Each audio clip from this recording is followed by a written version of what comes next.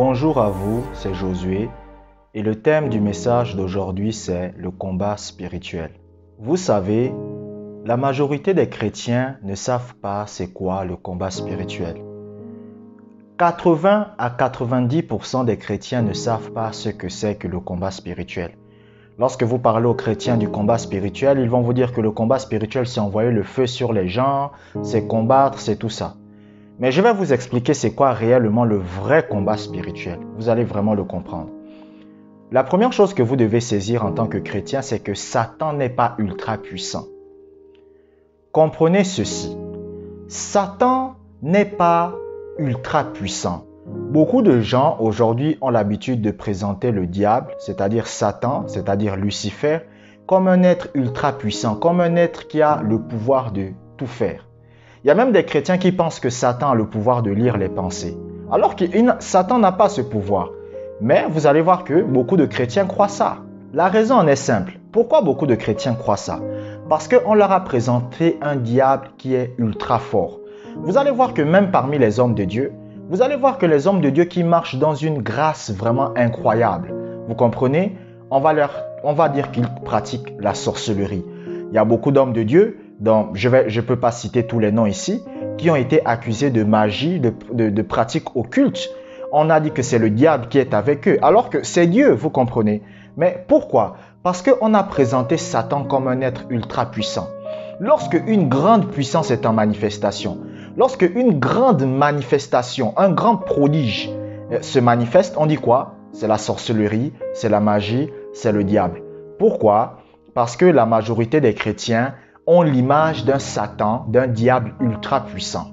Il y a un homme de Dieu un jour qui dit qu'il a eu une vision du diable et il a vu que le diable était vraiment insignifiant, vous comprenez, par rapport à ce qu'on présente de lui. Vous savez, la force du diable, c'est la ruse.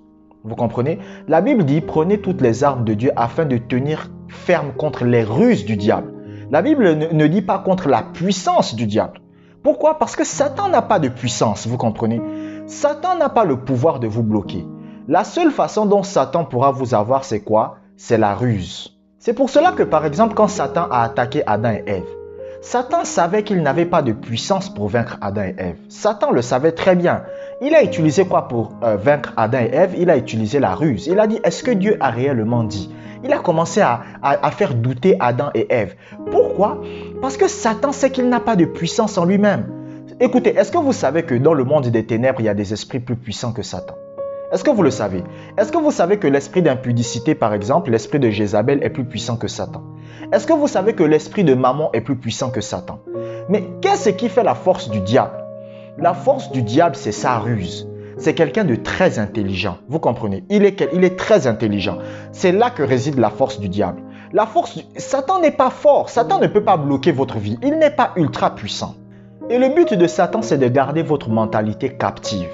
Parce que si Satan réussit à vous faire croire que la sorcellerie est la plus grande puissance sur la terre, que la sorcellerie est au-dessus des chrétiens, il sait qu'il a réussi à vous vaincre. Donc, changez cette mentalité. Satan n'est pas l'être puissant qu'on cherche à vous faire croire.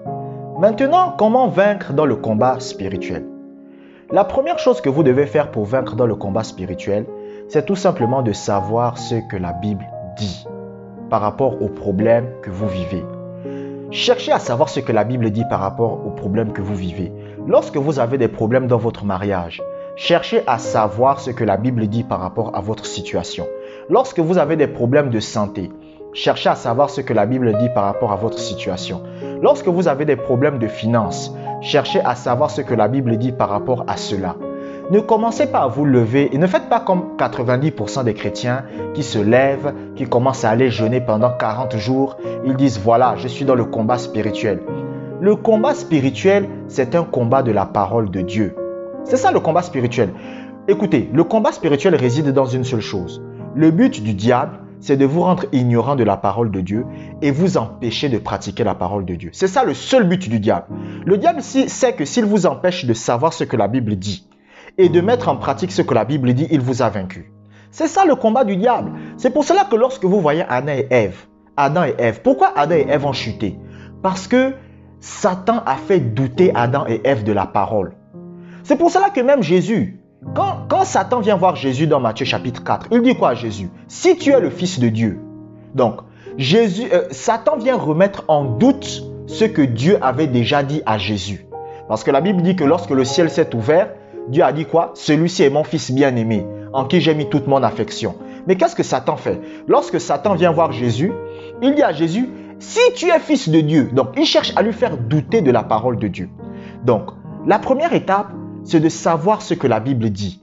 Et la deuxième étape, c'est de pratiquer ce que vous savez de la Bible. Donc, par exemple, si vous avez des problèmes dans votre mariage, de grâce, s'il vous plaît, pour les femmes qui me suivez, ne commencez pas à envoyer le feu sur votre belle-mère. Par pitié, ne faites pas ça, s'il vous plaît. Oh, c'est ma belle-mère qui bloque mon mariage, j'envoie le feu. Non, s'il vous plaît, ne faites pas ça. Au lieu de faire ça, allez dans la Bible. Qu'est-ce que la Bible dit sur le mariage? Et ensuite, mettez en pratique. Si vous avez des problèmes dans vos finances, ne commencez pas à frapper votre femme. Vous allez dire, oui, c'est à cause de toi. C'est à cause de toi que je ne réussis pas. C'est toi qui bloques ma vie. Non. Allez dans la Bible, lisez la Bible et cherchez à savoir ce que la Bible dit dans le domaine des finances et mettez-le en pratique. Par exemple, moi, dans le domaine des finances, je paye ma dîme, je donne mes offrandes. Ce qui fait en sorte que je ne manque jamais d'argent. Vous comprenez? Par exemple, dans le domaine du mariage, il y a des règles. Dans le domaine de l'éducation des enfants, même les mamans, lorsque votre enfant est petit, la Bible dit comment vous devez éduquer votre enfant. La Bible donne des mentions de cela. Donc, le combat spirituel, c'est un combat de la parole. Le combat spirituel, c'est pas envoyer le feu, jeûner pendant 40 jours. Le combat spirituel, c'est quoi? C'est découvrir ce que la Bible dit et le mettre en pratique. Le seul but du diable, je répète, le seul but du diable, c'est de vous empêcher de savoir ce que la Bible dit et de le mettre en pratique. Dès que Satan sait qu'il a réussi à faire ça, c'est fini pour vous. Donc, vous, votre rôle, c'est quoi? Savoir ce que la Bible dit et faire ce que la Bible dit. Et lorsque vous savez ce que la Bible demande de faire et que vous faites ce que la Bible demande de faire, vous devenez vainqueur sur Satan. Donc, le combat spirituel, c'est simplement le combat de la parole de Dieu. Est-ce que vous allez mettre en pratique la parole de Dieu ou pas? C'est ça le combat. Je vous remercie d'avoir regardé cette vidéo jusqu'à la fin. Que la grâce de Dieu soit avec vous.